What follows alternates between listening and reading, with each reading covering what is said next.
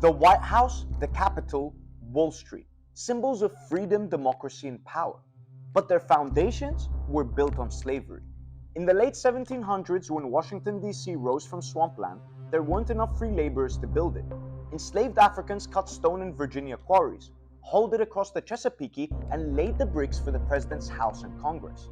No pay, no choice, no freedom. In New York City, just steps from today's stock exchange, one of the nation's largest slave markets once stood.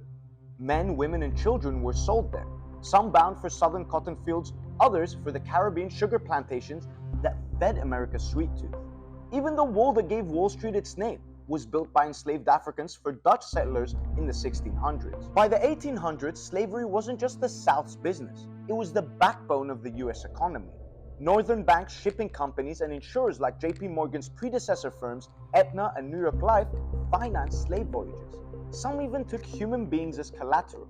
In other words, if a plantation owner defaulted, the bank took ownership of the plantation and the humans working it. The Caribbean was central to this system. Slave-grown sugar was poured into US ports, refined by companies that would become household names, like the Domino Sugar Company.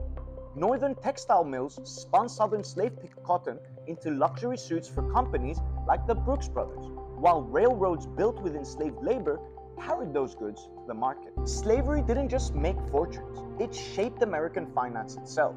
Plantation ledgers recorded people as assets, tracking their depreciation like livestock or machinery. When abolition came in 1865, the chains didn't fall from the economy. Black codes, Jim Crow, and discriminatory banking shut Black Americans out of land, loans, and generational wealth for more than a century. Yet, some still call this Black history, as if it belongs to the past. But this isn't just Black history, it's world history, and it's carved into the very institutions that claim to stand for freedom.